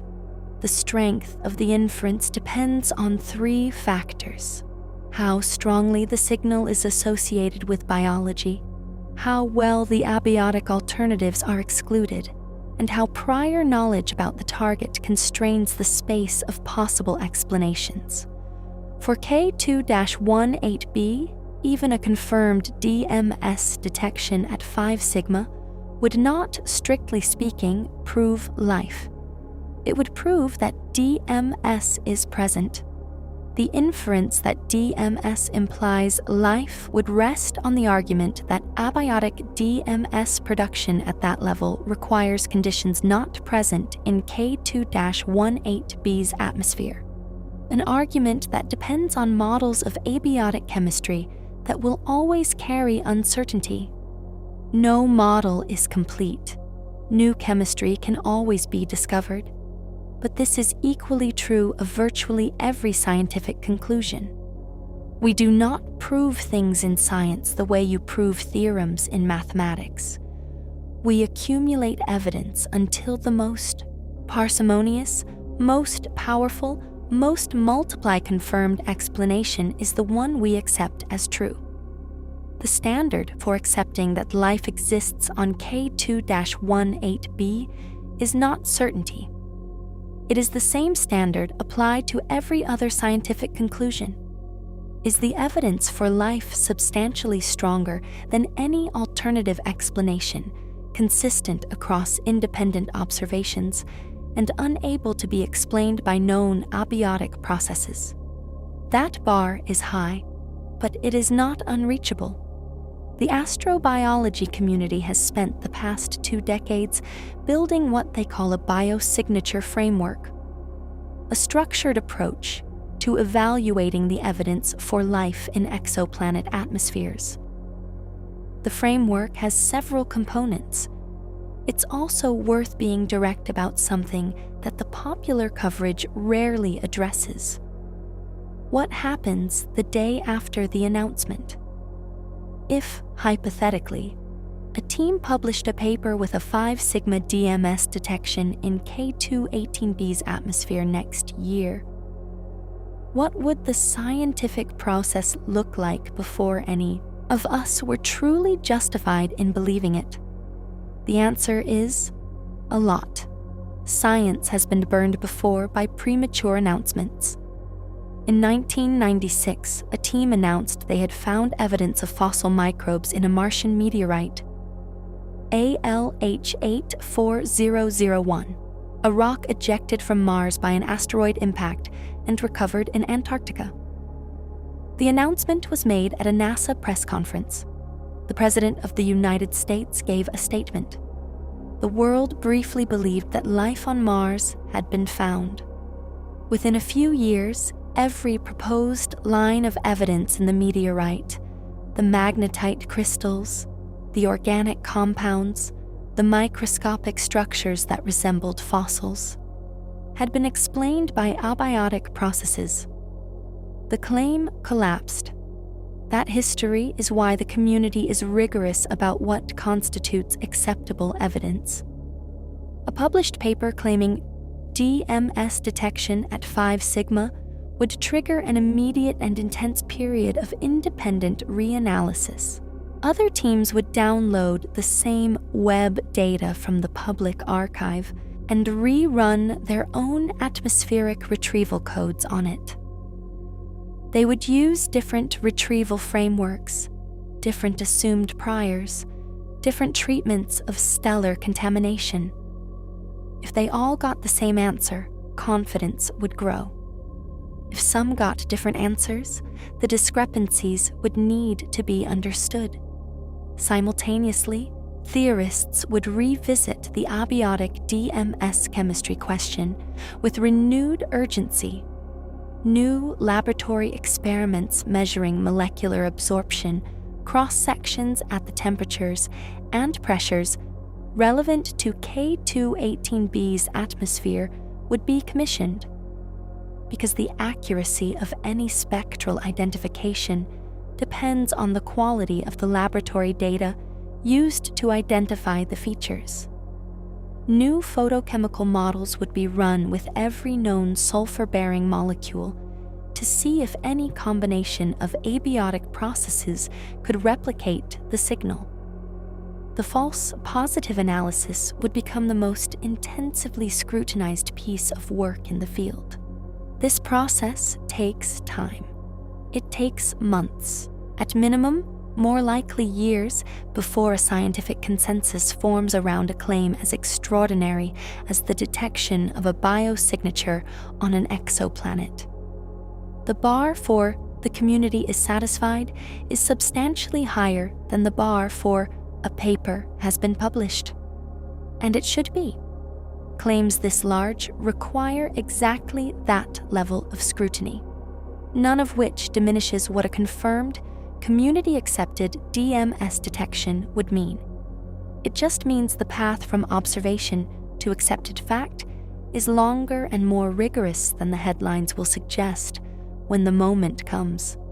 The astrobiology community has spent the past 2 decades building what they call a biosignature framework, a structured approach to evaluating the evidence for life in exoplanet atmospheres. The framework has several components. The first is the false positive analysis. For any proposed biosignature molecule, you map out all the known abiotic pathways that could produce it. You estimate the production rates from those pathways under the conditions of the target planet. If the observed abundance substantially exceeds what abiotic sources can produce, the excess requires explanation. And biology is a candidate explanation. The more complete the false positive analysis, the more confident you can be that the residual signal is biological. For DMS, the false positive analysis is less complete than for oxygen, which has been studied in depth for decades.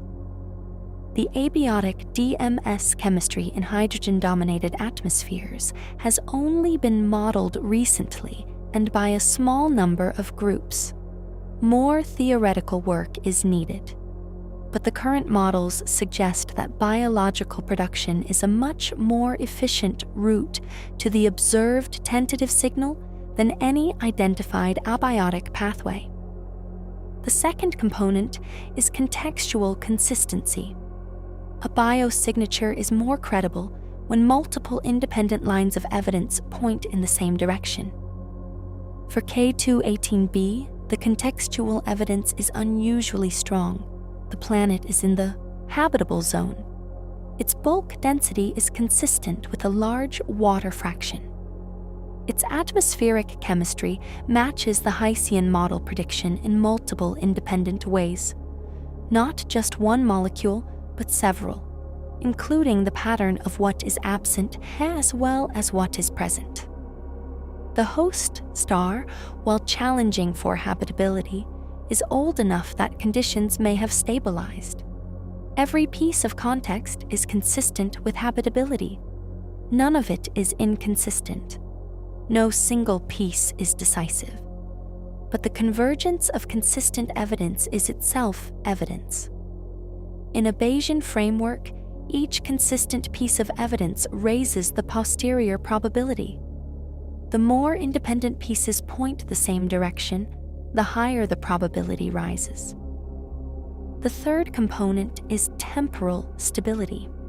A biosignature produced by life should be stable over time, not varying with the star's rotation or activity cycle, not changing between transit epochs.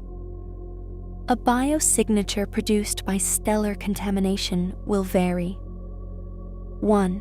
Produced by a specific transient geological event, a volcanic outgassing episode, for instance, will change on geological timescales. Biological sources are generally self-regulating.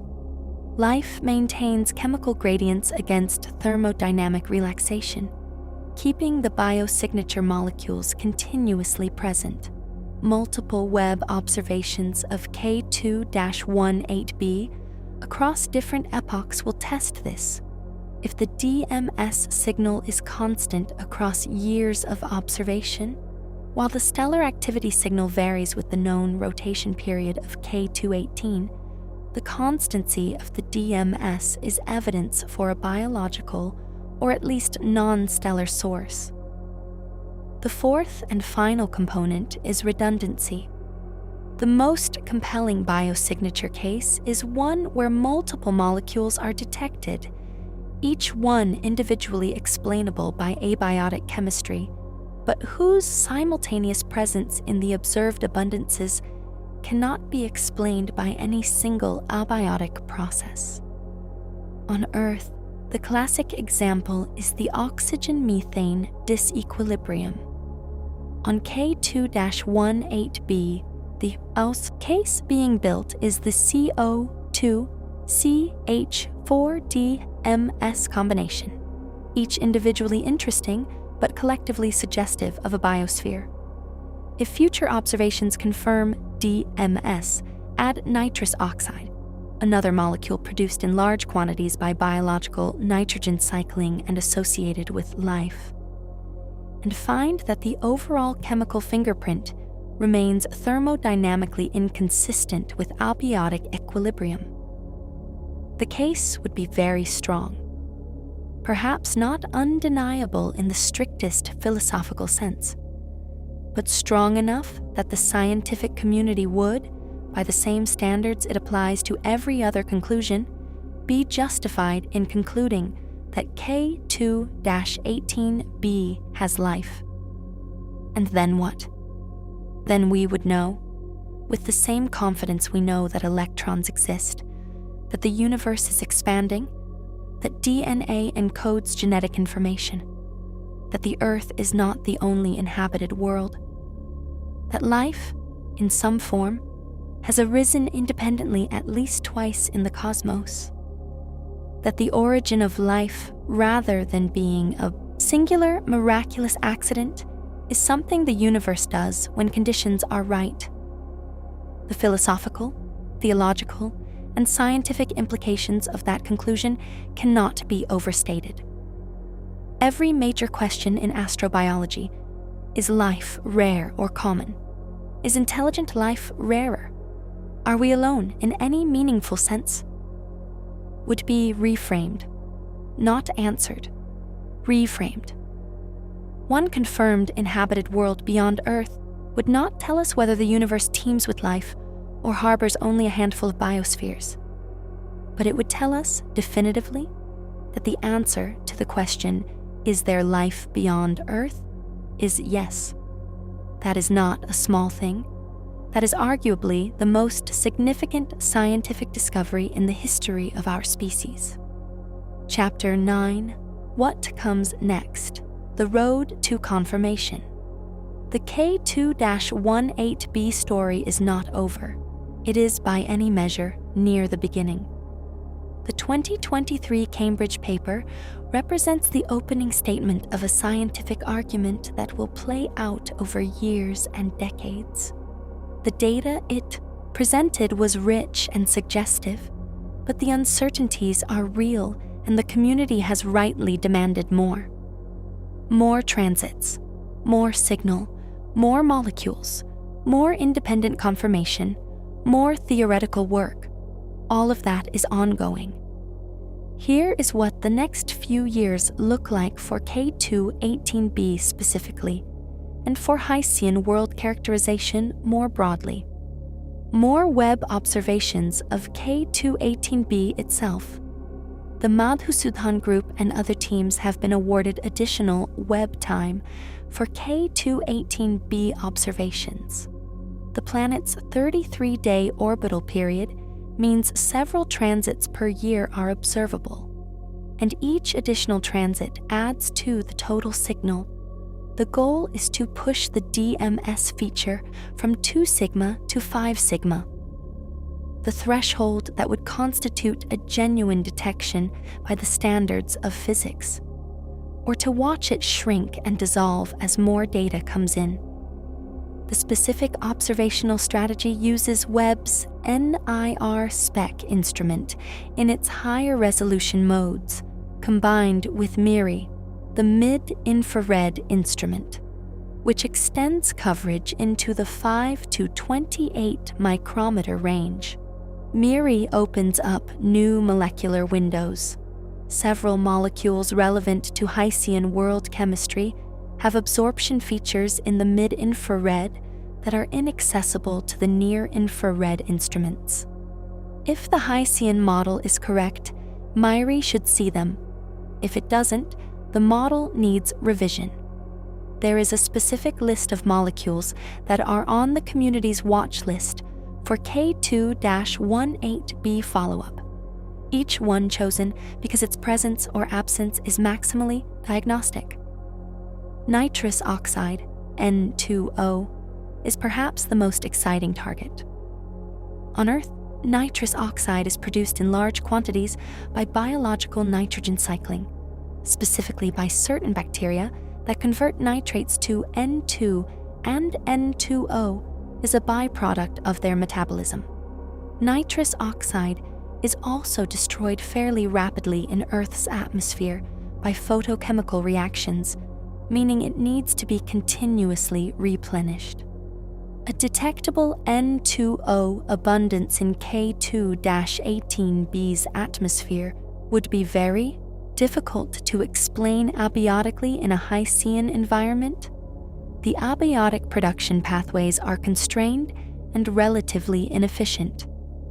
A confirmed N2O detection alongside confirmed DMS would represent the kind of multiple molecule biosignature redundancy that the framework demands.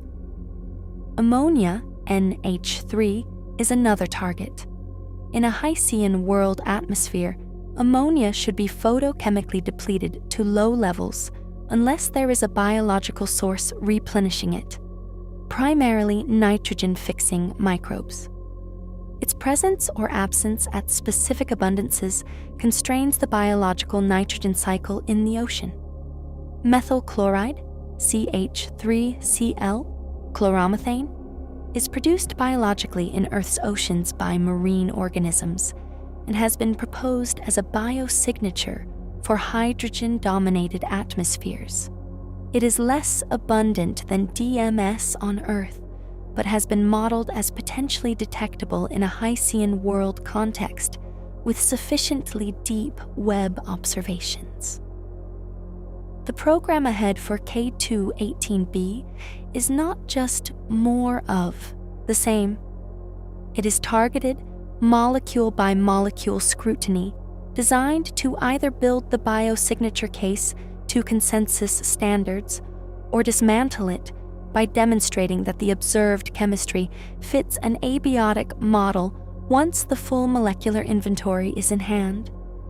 This is science operating at its most disciplined, not chasing headlines, but methodically eliminating possibilities until the answer is whatever is left. The timeline for a definitive statement about DMS is probably 3 to 5 years. Enough transits combined and analyzed to achieve the necessary signal-to-noise. If the signal is real, it will be there. If it is not real, it will fade into noise as more data averages out the fluctuation that may have produced the initial hint. Other Hycean candidates. K2-18b is the best characterized Hycean candidate, but it is not the only one. The sub-Neptune population turns out to include several objects with bulk densities consistent with large water fractions, orbiting in or near the habitable zones of their host stars, with transit geometries suitable for Webb characterization. TOI-270d, discovered by the TESS satellite and characterized by several teams, is a sub-Neptune of roughly 2 Earth radii orbiting in the outer habitable zone of an M-dwarf. Its transmission spectrum has been studied with both Hubble and Webb, and preliminary results suggest a hydrogen-dominated atmosphere with potential carbon-bearing molecules. It is less well characterized than K2-18b, but is another Hycean candidate worth watching. The case of TOI-270d illustrates something important about where the field is heading. In 2024, 2 independent teams published analyses of TOI-270d's transmission spectrum based on Webb observations and arrived at somewhat different conclusions. One team favoring a Hycean consistent chemistry, another arguing for a high metallicity mini-Neptune interpretation. The debate over TOI-270d closely mirrors the debate over K2-18b. This is not a coincidence. It reflects the genuine difficulty of distinguishing between these scenarios at the current level of observational precision, and it underscores why the field needs not just more observations of individual targets, but more targets observed at a similar depth. If K2-18b and TOI-270d and LHS-1140b and several other candidates are all observed with sufficient depth, and if the Hycean chemical pattern CO2 present, CH4 present, CO absent appears across all of them, the case for Hycean worlds as a real, common, physically understood class of planet becomes very strong. The pattern is not a coincidence if it recurs across multiple independent planets in similar conditions. Conversely, if each planet turns out to have a different chemical fingerprint that resists the Heysian interpretation, the model will need significant revision. Population-level statistics is how planetary science matures. We did not understand rocky planets by studying only Earth. We understood them by studying Mercury, Venus, Earth, and Mars, 4 examples with enough differences and similarities to reveal underlying patterns. The Sub-Neptune Atmospheric Survey that Webb is currently conducting is the beginning of the same process for the most common type of planet in the galaxy. LHS 1140b is a super-Earth orbiting a nearby M dwarf, with a radius and mass placing it near the rocky volatile boundary. It is smaller than K2-18b, closer to 1.7 Earth radii, and may be in the transition zone between rocky super-Earths and water worlds. Its proximity to Earth and its host star's relative quiescence make it an excellent target for Webb atmospheric characterization, and several observing campaigns are underway. TRAPPIST-1, E, F, and G, 3 of the 7 known planets in the famous TRAPPIST-1 system, orbit in the habitable zone of an ultra-cool M dwarf just 39 light-years away. They are rocky planets rather than sub-Neptunes, but the TRAPPIST-1 system is the most intensively studied multi-planet habitable zone system in the galaxy. Webb has already observed several TRAPPIST-1 planets and found tentative atmospheric hints on some, though the results remain inconclusive. As the primary mission of exoplanet atmospheric characterization continues, TRAPPIST-1 and K2-18b are the 2 poles of the effort. Rocky planets around a nearby ultra-cool star, and a Heysian world around a slightly more distant M dwarf. The scientific community is, in effect, building an atlas, a catalog of sub-Neptune atmospheres, each one adding to a statistical picture of what these worlds are like, what compositions are common, what patterns appear across multiple objects. If Heysian chemistry, the CO2/CH4 pattern, the CO absence, appears repeatedly in habitable zone sub-Neptunes, the case for the Heysian model becomes progressively stronger as a class, not just for K2-18b individually. The next generation of instruments. Webb is not the end of the road for exoplanet atmospheric science. It is, for this particular question, the beginning. The extremely large telescope, the ESO's 39-meter ground-based observatory under construction in Chile, expected to achieve first light in the late 2000s, will be able to take transmission spectra of K2-18b at far higher spectral resolution than Webb can achieve. Higher resolution means better ability to distinguish individual molecular lines, better separation of overlapping features like DMS and CH4, and better characterization of the atmospheric temperature-pressure profile. Ground-based telescopes face the challenge of Earth's own atmosphere, which absorbs some of the relevant infrared wavelengths. But for wavelengths that pass through the Earth's atmosphere cleanly, the ELT's enormous collecting area will dwarf even Webb's capability. The Ariel mission, the European Space Agency's dedicated exoplanet atmosphere characterization mission, expected to launch in 2029, will conduct a systematic survey of roughly 1,000 exoplanet atmospheres, providing population-level statistics that no single planet study can offer. Ariel will not have the sensitivity for DMS detection on faint targets like K2-18b, but it will characterize the atmospheric diversity across the sub-Neptune population, telling us how common hydrogen-dominated atmospheres are, how common the Hycean chemical pattern is, and how K2-18b fits into the broader context of sub-Neptune diversity. The Habitable Worlds Observatory, NASA's proposed next flagship space telescope, after the Nancy Grace Roman Space Telescope, is being designed with the explicit goal of characterizing Earth-like planets around Sun-like stars. Its design specifications include the ability to detect oxygen and other biosignatures in rocky planet atmospheres.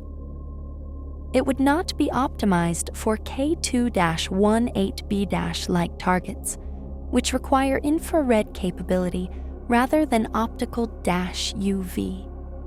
But the science it would do is complementary, building a picture of biosignature prevalence across both rocky planets around Sun-like stars and ocean worlds around M-dwarfs, and beginning to answer the statistical question, how often does inhabited matter arise when the conditions are right? The theoretical frontier. Alongside the observational efforts, the theoretical work is accelerating. The Hycean model, proposed in 2021, was pioneering but necessarily simplified. It made specific predictions for atmospheric chemistry based on ocean atmosphere, thermochemics, and photochemistry, but the models were first generation. Real ocean worlds, if they exist, will have geological activity, ocean circulation, complex chemistry involving sulfur, nitrogen, phosphorus, and iron, and potentially biological feedbacks that modify the atmospheric composition in ways first-generation models don't capture. The past 2 years have seen a rapid expansion of theoretical work on Hycean world chemistry. New groups are modeling the abiotic chemistry of hydrogen-dominated atmospheres above liquid water oceans, testing the limits of the DMS signal under different sulfur-loading scenarios, exploring how tidal locking affects atmospheric circulation and ocean dynamics, and building more sophisticated photochemical models that include the specific ultraviolet spectral characteristics of M-dwarf hosts. This work is generating predictions, specific molecules, specific abundance ratios, specific spectral signatures that Webb observations can test. One particularly interesting theoretical development concerns the climate of tidally locked Hycean worlds. On a synchronously rotating planet with a permanent day side and a permanent night side, the atmospheric and oceanic circulation are completely unlike anything on Earth. There is no Coriolis force in the familiar sense. The effective Coriolis parameter changes sign at the equator and goes to 0 at the poles in a way tied to the orbit rather than the spin. The circulation is dominated by a single, strong overturning cell driven by the day-night temperature contrast rather than the solar equatorial to polar contrast that organizes Earth's circulation. Climate models of Hycean worlds developed in 2023 and 2024 have found some surprising results. In certain parameter regimes, specific atmospheric masses, ocean depths, and orbital distances, the Hycean atmosphere can enter a runaway moist greenhouse state on the permanent day side with intense evaporation and convective activity that efficiently lofts water vapor high into the atmosphere. This could create an observable spectral signature in water vapor features that differs between the limb of the day side and the limb of the night side. Webb cannot yet spatially resolve these different limb regions, but the next generation of instruments might. Other models have found that ocean circulation on a tidally locked Haitian world can maintain liquid water conditions across a surprisingly wide fraction of the planet's surface, including most of the permanent night side, provided the ocean is deep enough and the salinity is in the right range. The oceans of a Haitian world are not static. They circulate, mix, transport heat, and distribute nutrients, if any biology is producing them, across the entire planetary surface. Life in such an ocean might be globally distributed in a way that is actually more favorable for detection than concentrated in a small, productive region. Because a globally distributed biosphere produces a globally averaged atmospheric signal that Webb detects over the entire illuminated limb. The theoretical and observational programs are not separate endeavors. They are in active dialogue, each informing the other. A new theoretical model generates a prediction. Webb tests it. The test produces a result that doesn't quite match. The theorists revise. New predictions emerge. Webb observes again. The science advances iteratively in the way science always advances. Not by a single breakthrough, but by the patient accumulation of constrained understanding. This dialogue is already producing results that nobody anticipated when the Haitian model was first published in 2021. The theoretical teams that built the first generation of Haitian atmosphere models have had to revise them significantly in response to what Webb has actually measured. The observed CH4 abundance is higher than the earliest models predicted. The CO non-detection is more robust than expected. The DMS feature, however tentative, was not in the original predictions at all. It was something the retrieval teams noticed in the data and which the theorists then scrambled to model. Real observational data is always richer and more surprising than the models that preceded it. That is the natural order of science, and it is the sign that something genuinely new is being learned. Conclusion? The weight of the question. 124 light years. That is the distance between where you are right now and the planet Care 218b. 124 light years. The distance light travels in 124 years at 300,000 kilometers per second. A distance so large that no human signal sent today would arrive there for over a century, and the fastest spacecraft we have ever launched would take millions of years to cover it. To put that another way, when the light currently in K2-18b's spectrum was last emitted by K2-18b, the specific transit events Webb observed, it was 2022. That light crossed 124 light years of expanding space and arrived at Webb's mirror in the same year. It took those photons 124 years to make the crossing, meaning they left K2-18b around the year 1898. Queen Victoria was still alive. The Wright brothers had not yet flown. The electron had been discovered the previous year. Radioactivity had been identified 2 years earlier. The Milky Way was thought to be the entire universe. And yet we know things about that planet that 30 years ago, no physicist would have believed we could ever know. We know its mass. We know its radius. We know it orbits a cool red star with a 33-day period. We know it has an atmosphere dominated by hydrogen. We know that atmosphere contains carbon dioxide and methane in specific abundances. We know that it doesn't contain detectable carbon monoxide. And we know, tentatively, provisionally, requiring more data but currently present in the spectrum, that it may contain dimethyl sulfide. That last molecule, that tenuous 2 sigma hint of a molecule that smells like the ocean at low tide. That molecule that, on the one inhabited world we know of, is produced almost exclusively by living things in the sea. Let's sit with what it would mean if it's confirmed. Not the geopolitical implications. Not the theological implications. Not what it would mean for the search for extraterrestrial intelligence, or for questions about whether we are alone in any deep cosmic sense. Those conversations will come, and they will be important.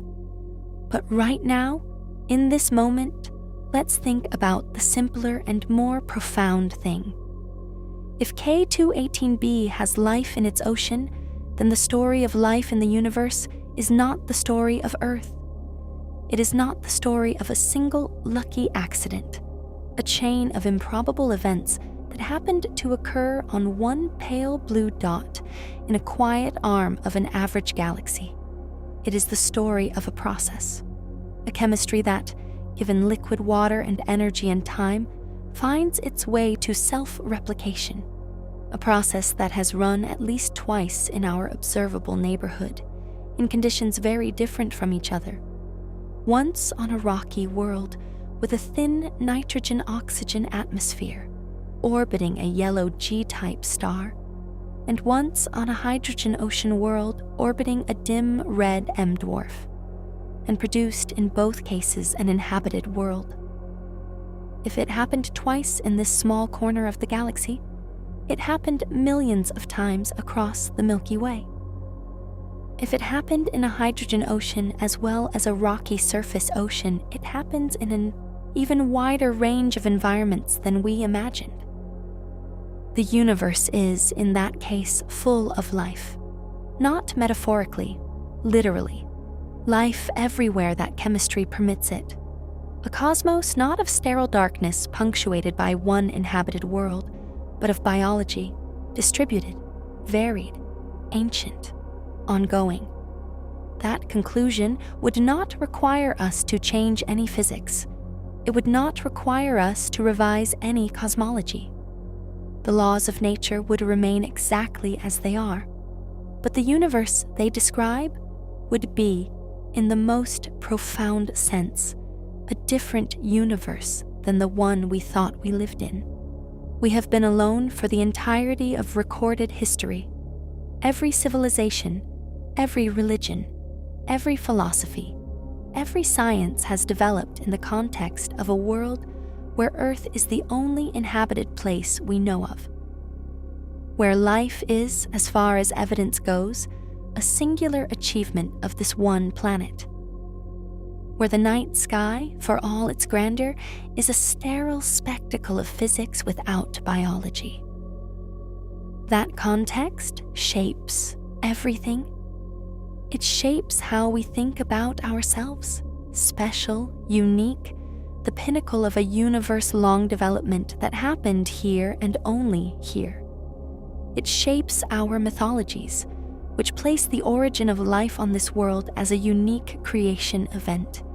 It shapes our economics and politics, which operate on the implicit assumption that human civilization is the only civilization, and therefore that everything that matters happens here.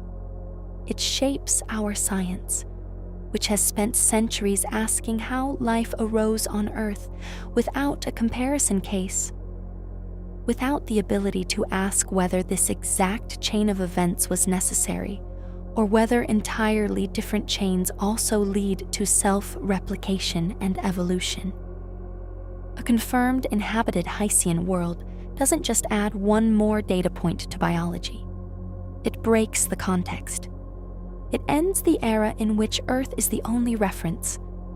It gives us, for the first time, a comparison, another kind of life, in another kind of ocean, under another kind of sky, around another kind of star.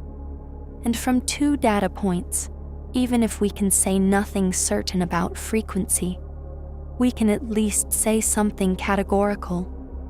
It happened more than once.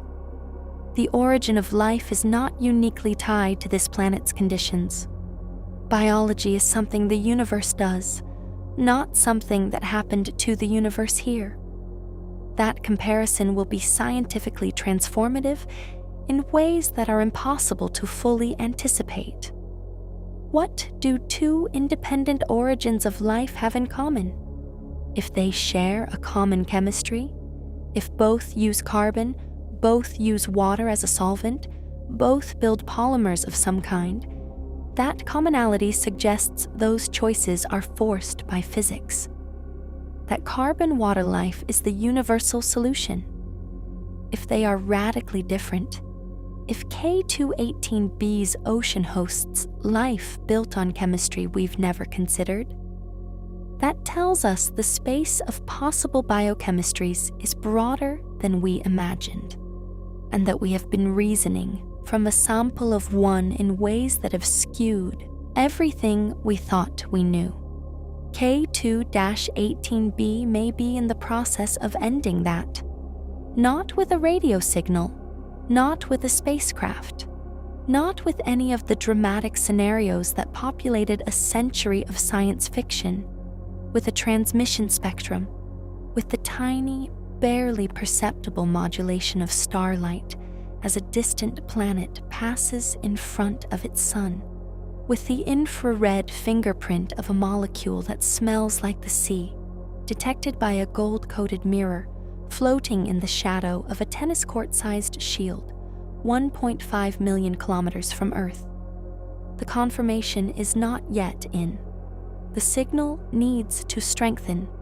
The alternative explanations need to be more thoroughly excluded. The theoretical models need more work.